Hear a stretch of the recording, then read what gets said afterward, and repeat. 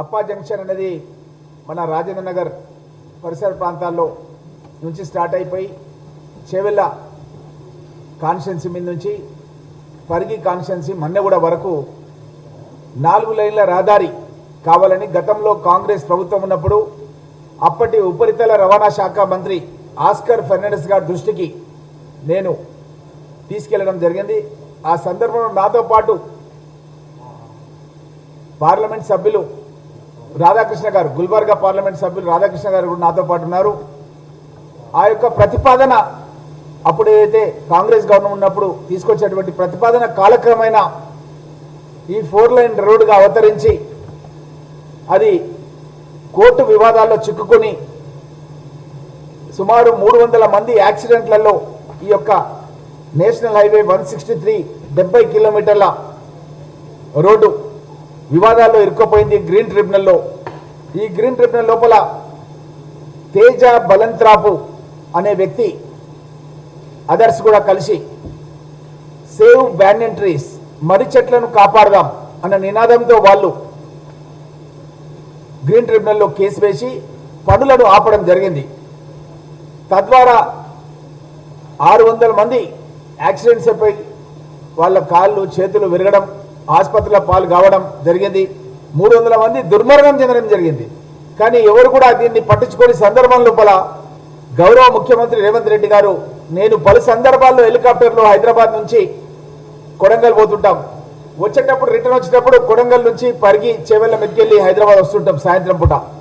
ఆ సమయం లోపల నేను ఒకసారి చెప్పాను, చాలా మంది యాక్సిడెంట్స్ అయిపోయి చనిపోతున్నారు. ఆలూరు దగ్గర కూరగాయలు అమ్మే ఒక వెండర్ స్ట్రీట్ ఉంటుంది, ఆలూరు గేట్ దగ్గర కూరగాయలు అమ్మే వాళ్ళు యాక్సిడెంట్లో చనిపోయారు. కొనడానికి వచ్చినటువంటి సాధారణ ప్రజలు వాళ్ళు కూడా యాక్సిడెంట్లో ఒకేసారి దుర్మరణం చెందడం జరిగింది.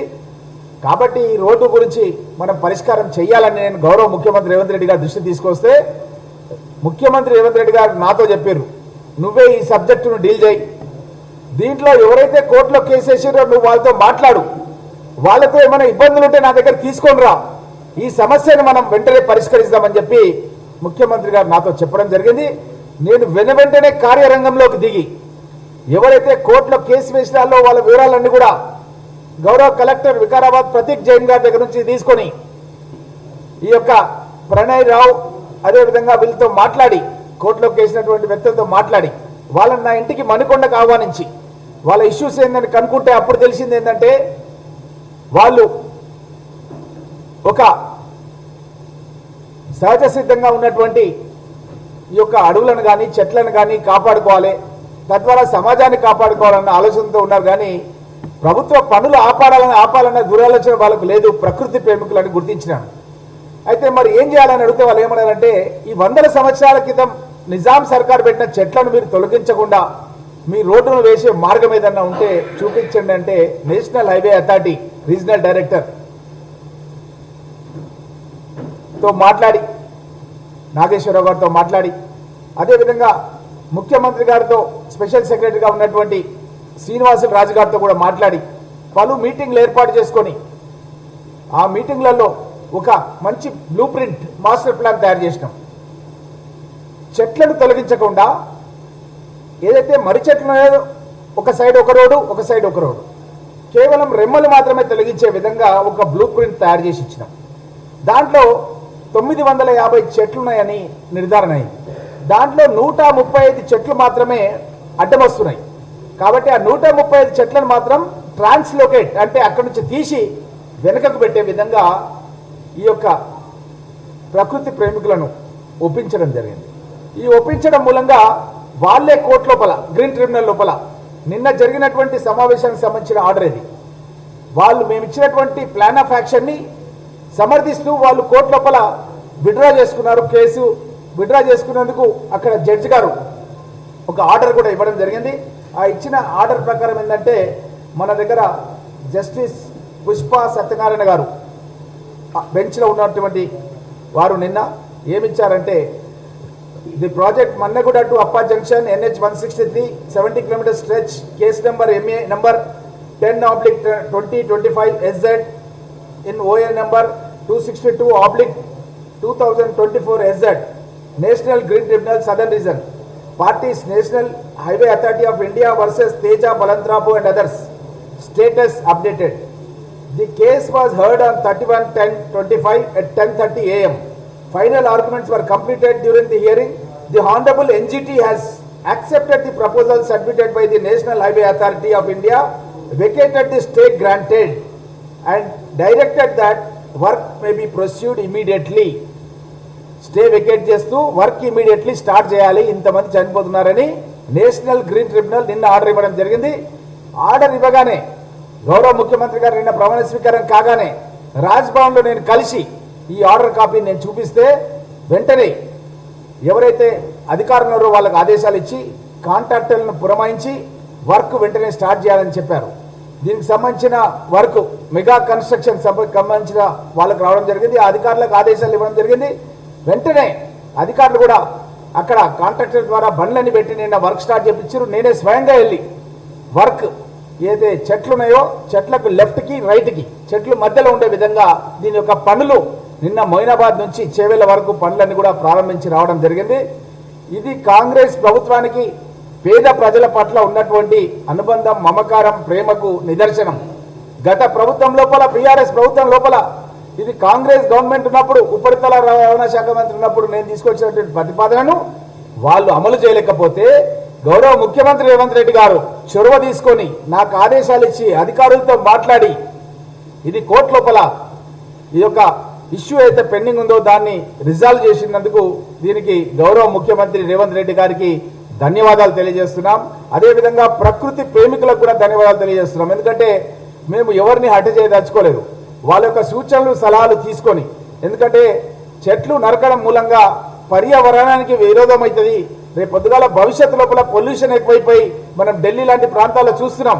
అక్కడ పాఠశాలకు వెళ్లే విద్యార్థులకు కూడా సెలవులు ప్రకటించే పరిస్థితి వస్తుంది. కాబట్టి పర్యావరణ ప్రాణుల యొక్క పర్యావరణ సంబంధించినటువంటి వ్యక్తుల యొక్క సంఘాలను కూడా పరిగణలోకి తీసుకొని ఈ యొక్క అయితే అమికబుల్ సెటిల్మెంట్ కింద వాళ్ళు విత్డ్రా చేసుకున్నందుకు వారికి కూడా మేము ధన్యవాదాలు తెలియజేస్తూ, ఈ విధంగా బెనిఫిట్ అవుతున్న వాళ్ళు ఎవరెవరు ఉన్నారంటే Rajendra Nagar constituency, Chevella constituency, Parigi constituency, Vikarabad constituency, Tandur constituency, Karnataka రాష్ట్రం వరకు కూడా ఈ యొక్క రోడ్డు మూలంగా బెనిఫిట్ అవుతుంది. మరి చాలా మంది ఈ ప్రాంతంలో ఉండే వాళ్ళు ఈరోజు జూబ్లీస్ కాన్స్టిట్యున్సీ అంటే అందరూ అనుకుంటారు జూబ్లీస్ లో ఉండే పెద్ద శ్రీమంతులు అనుకుంటారు. కాదు, చాలా మంది పేదవాళ్ళు. నేను షేక్పేటలో ఇన్ఛార్జ్గా ఉన్నాను. షేక్పేటలో పనిచేస్తుంటే అందరూ చెవెళ్ళ వాళ్ళు, పరిగి వాళ్ళు ఇక్కడ వచ్చి సెటిల్ అయిపోయారు. వాళ్ళకి అక్కడక్కడ 2 ఎకరాలు, 3 ఎకరాలు, 4 ఎకరాలు భూములు ఉండి ఎక్కడికి పోయినా సరే వాళ్ళు ఏం చెప్తున్నారంటే ఈ యొక్క యాక్సిడెంట్స్ అయిపోయి వాళ్ళు చనిపోయారు, వీళ్ళు చనిపోయారు, ఆ రోడ్లు ఎప్పుడు చేపిస్తారని అడుగుతున్నారు. వాళ్ళందరూ ఎంత సంతోషంగా ఉన్నారంటే ఈ ఆర్డర్ వచ్చినందుకు. నిన్న వాళ్ళందరితో కూడా మాట్లాడితే ఎక్కడికి వెళ్ళినా సరే చాలా అంటే చాలా హ్యాపీగా ఉన్నారు. ఎందుకంటే ఇది ఎన్నో ఏళ్ల నుంచి, ఒక 20-30 ఏళ్ల నుంచి ప్రజల యొక్క కోరిక ఈ రోడ్డుని 4 ట్రాక్ రోడ్ చేయాలని, ఆ 4 ట్రాక్ రోడ్ మూలంగా వాళ్ళు సురక్షితంగా ప్రయాణం చేయాలని. అలాంటి ఈరోజు నిన్ననే వర్క్ స్టార్ట్ అయిపోయినందుకు దీనికి ప్రభుత్వానికి, అదేవిధంగా ముఖ్యమంత్రి గారికి, అదేవిధంగా NHA అధికారులకు అందరికీ కూడా మేము ధన్యవాదాలు తెలియజేస్తూ, ఒకరోజు మనం ఆలోచన చేయాలి. ఈరోజు ఉన్నటువంటి outer ring road, Jawaharlal Nehru outer ring road అనేది కాంగ్రెస్ ప్రభుత్వం తీసుకొచ్చింది. ఈ రోజు ఉన్నటువంటి ఏదైతే రాజీవ్ గాంధీ ఇంటర్నేషనల్ ఎయిర్పోర్ట్ కూడా కాంగ్రెస్ ప్రభుత్వం ఉన్నప్పుడే తీసుకురావడం జరిగింది. నేనున్నాను సోనియా గాంధీ గారితో పాటు. దాని యొక్క ఇనాగ్రేషన్ రోజు రాజశేఖర రెడ్డి గారు మేమంతా కూడా ఉన్నాం. అదేవిధంగా IIT హైదరాబాద్ కూడా, కంది దగ్గర ఉన్నటువంటి IIT హైదరాబాద్ కూడా సోనియా గాంధీ గారే ఫౌండేషన్ వేశారు. ఇప్పుడు ఉన్న ఇండియాలో ఉన్న IITలలో ఒక టాప్ IITగా ఈరోజు మన హైదరాబాద్ IIT అనేది వచ్చిందంటే సంగారెడ్డి దగ్గర కంది, అది కూడా సోనియా గాంధీ గారే ఫౌండేషన్ వేయడం జరిగింది.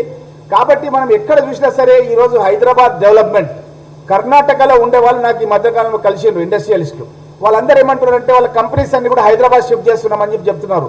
ఎందుకు షిఫ్ట్ చేస్తున్నారంటే హైదరాబాద్ ప్లాన్డ్ డెవలప్మెంట్ ఉంది. ఈ ప్లాన్డ్ డెవలప్మెంట్ కు ఎవరు పునాది వేసినారంటే గతంలో కాంగ్రెస్ ప్రభుత్వంలో ఉన్నప్పుడు డాక్టర్ వైఎస్ రాజశేఖర రెడ్డి గారి దగ్గర నుంచి స్టార్ట్ చేస్తే ఇప్పుడు గౌరవ ముఖ్యమంత్రి రేవంత్ రెడ్డి గారు, శ్రీధర్ బాబు గారు, వీళ్ళంతా కూడా, నేను కూడా టీం మెంబర్ని అమెరికా పోయి ముఖ్యమంత్రి గారితో, శ్రీధర్ బాబు గారితో అమెరికాలో మేము చాలా మంది అక్కడ ఉన్నటువంటి ఇండస్ట్రియలిస్ట్ని కలిసినాం. అక్కడ ఉన్నటువంటి టాప్ యూనివర్సిటీలో ఉండే వైస్ ఛాన్సలర్స్ ని, ప్రొఫెసర్స్ ని కలిసినాం. వాళ్ళ దగ్గర నుంచి ఇన్వెస్ట్మెంట్స్ అన్ని కూడా తీసుకొచ్చి మన ప్రాంతంలో లక్షలాది కోట్ల రూపాయల ఇన్వెస్ట్మెంట్స్ చేయడానికి కృషి చేస్తున్నాం. కాబట్టి ఈ రోజు విఘ్నులైనటువంటి ప్రజలు, కాంగ్రెస్ ప్రభుత్వం చేసినటువంటి చొరవల మూలంగా జూబ్లీహిల్స్ ఎన్నికల్లో కూడా మా అభ్యర్థి నవీన్ యాదవ్ ఖచ్చితంగా గెలవబోతున్న దానికి చిన్న సంకేతం ఇది. ఇదే కాకుండా ప్రతి పల్లెకు కూడా రోడ్ వేయాలన్న లక్ష్యంతోన హ్యామ్ రోడ్స్ అనేది తీసుకొచ్చినాం. దగ్గర 11,000 కోట్ల రూపాయల టెండర్లు పిలిచినాం. ఇంకొక 15 రోజులల్లా తెలంగాణ రాష్ట్రంలో ఉన్న ప్రతి పల్లెకు ప్రతి తాండ కూడా ఒక బీటీ రోడ్ వేసే కార్యక్రమాన్ని స్టార్ట్ చేస్తున్నాం. ఈ 3 సంవత్సరాల్లో తెలంగాణ రాష్ట్రంలో ఏ రోడ్డు కూడా బీటీ రోడ్డు లేని రోడ్ అనేది ఉండదు. ప్రతి తాండ కూడా బీటీ రోడ్ వేయడం జరుగుతుంది. దీనికి ఆల్రెడీ ప్రాసెస్ స్టార్ట్ చేసినాం. టెండర్స్ కూడా ఆల్రెడీ పిలిచినాం. ఇంకొక 10-15 రోజుల్లో వర్క్ కూడా స్టార్ట్ చేయబోతున్నాం. 1/3 of the entire Telangana villages కన్నా విషయాన్ని కూడా తెలియజేస్తూ ఇదే విధంగా రీజనల్ రింగ్ రోడ్ అనేది కూడా గతంలో కాంగ్రెస్ ప్రభుత్వం ఉన్నప్పుడు outer ring road Jawaharlal Nehru ఎట్లయితే తీసుకొచ్చినామో ఇప్పుడు రీజనల్ రింగ్ రోడ్ కూడా మన్నెగూడ నుంచి పరిగికి పోయే రోడ్లోనే ఈ రీజనల్ రింగ్ రోడ్ అనేది మా ప్రాంతం నుంచి పోతుంది. ఈ రీజనల్ రింగ్ రోడ్కు 25,000 కోట్ల రూపాయలు ప్రభుత్వం ఖర్చు పెడుతుంది. అదేవిధంగా 25,000 కోట్లతో రీజనల్ రైల్ రింగ్ అనేది కూడా ఏర్పాటు చేయడం జరుగుతుంది. 50,000 కోట్ల రూపాయల ఇన్ఫ్రాస్ట్రక్చర్ హైదరాబాద్ భవిష్యత్తు రేజింగ్ తెలంగాణను దృష్టిలో పెట్టుకొని కాంగ్రెస్ ప్రభుత్వం 50,000 ఇన్ఫ్రాస్ట్రక్చర్ తయారు చేస్తుంది. అదేవిధంగా ఈ రీజనల్ రింగ్ రోడ్ నుంచి కూడా ఒక రేడియల్ రోడ్ ఎగ్జిట్ 17 కి హైదరాబాద్ ఎయిర్పోర్ట్ కు పోయే ఎగ్జిట్ 17 రాజేంద్ర నగర్ కొత్వాల్గూడ ప్రాంతానికి పోవడానికి 55 కిలోమీటర్ల డిస్టెన్స్ ని 40 నిమిషాల్లోనే ప్రయాణం చేసే విధంగా గౌరవ ముఖ్యమంత్రి రేవంత్ రెడ్డి గారు పరిగి నుంచి మన ఓఆర్ఆర్ కి వెళ్ళడానికి కొత్త రోడ్ రేడియల్ రోడ్ కూడా శాంక్షన్ చేయడం జరిగింది. ఇదే కాకుండా మీకు అందరూ కూడా తెలుసు పరిగి నియోజకవర్గం లోపల ఒక నేవీ రాడార్ స్టేషన్ కూడా 3,000 కోట్ల రూపాయలతో 3,000 ఎకరాలలో 3,000 మందికి డైరెక్ట్ గా ఇండైరెక్ట్ గా ఉద్యోగాలు రావడానికి కూడా ప్రారంభం చేసింది. దాని వర్క్ కూడా ఎల్ఎన్టీ కంపెనీ వాళ్ళు శరవేగంగా అక్కడ కన్స్ట్రక్షన్ అనేది జరుగుతుంది. దేశానికి సంబంధించినటువంటి నేవీ ప్రాజెక్టు కూడా గత పాలకులు బీఆర్ఎస్ నాయకులు తొక్కి పెట్టడం జరిగింది, ఆపడం జరిగింది. మనం ఏదైతే ప్రమాణం చేస్తామో దేశ సర్వభౌమాధికారం అని చెప్పి ఆ సర్వభౌమాధికారానికి విరుద్ధంగా గతంలో ఉన్న పాలకులు బీఆర్ఎస్ నాయకులు ప్రవర్తించడానికి ఉదాహరణగా చెప్పడం జరుగుతుంది. ఇవే కాకుండా ఒక రైల్వే లైన్ కూడా వికారాబాద్ నుంచి పరిగి కొడంగల్ నారాయణపేట్ మక్తల్ కి శాంక్షన్ నేనప్పుడు ఉన్నటువంటి రైల్వే మంత్రి మునియప్పను పరిగికి తీసుకొచ్చి మీటింగ్ పెట్టి శాంక్షన్ చేస్తే కూడా దాన్ని తొక్కిపెట్టి సిద్దిపేటకు తీసుకొని పోయినారు అప్పుడున్న పాలకులు. ఇప్పుడు మరిన్ని రైల్వే లైన్ కూడా శాంక్షన్ అయింది. గత బడ్జెట్ సమావేశాల లోపల సుమారు దగ్గర 500 కోట్ల రూపాయలు భూసేకరణ గురించి తెలంగాణ కేబినెట్ లోపల ఆల్రెడీ శాంక్షన్ ఇవ్వడం జరిగిందన్న విషయాన్ని కూడా తెలియజేస్తూ ఈ విధంగా మా యొక్క రంగారెడ్డి జిల్లాను అన్ని రంగాల్లో కూడా అభివృద్ధి చేయడానికి మొన్ననే 400 kVA సబ్స్టేషన్ కూడా పరిగిలో శాంక్షన్ చేయడం జరిగింది. 400 kVA సబ్స్టేషన్ అనేది మా జిల్లాలో లేదు, వికారాబాద్ జిల్లాలో మొట్టమొదటిసారిగా 400 kVA కూడా పరిగి లోపల శాంక్షన్ కావడం జరిగింది. ఈ విధంగా ఎటు చూసినా సరే అభివృద్ధి పనులు గౌరవ ముఖ్యమంత్రి రేవంత్ రెడ్డి గారు వచ్చిన తర్వాత జరగడం అనేది చాలా సంతోషదాయకం. ఇవన్నీ కూడా గుర్తించి నేను పడుతున్నటువంటి కష్టాలను గుర్తించి పార్టీ అధిష్టానం ముఖ్యమంత్రి గారు మీనాక్షి నటరాజన్ గారు మొన్న జనహిత పాదయాత్ర కూడా మన మహేష్ కుమార్ గౌడ్ గారి నేతృత్వంలో జరిగినటువంటి పాదయాత్ర కూడా మహేష్ కుమార్ గౌడ్ గారు పరిగి నుంచే పెట్టాలి, కాంగ్రెస్ పార్టీ కట్టుబడి గ్రాండ్ ఫాదర్ నుంచి నా కొడుకు డాక్టర్ రితిక్ రెడ్డి కూడా పిసిసి మెంబర్ గా ఉన్నాడు.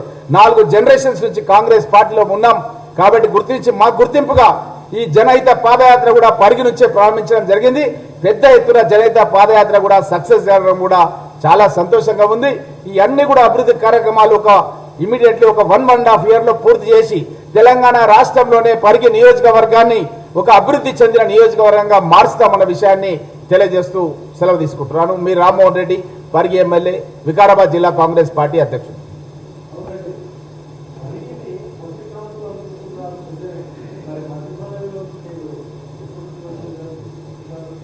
అధిష్టానం ఎప్పుడు ఆలోచన చేసి వాళ్ళు ఎప్పుడు మంత్రివర్గ విస్తరణ చేపడితే అప్పుడు తప్పకుండా దాని గురించి మేము రెడీగా ఉంటాం.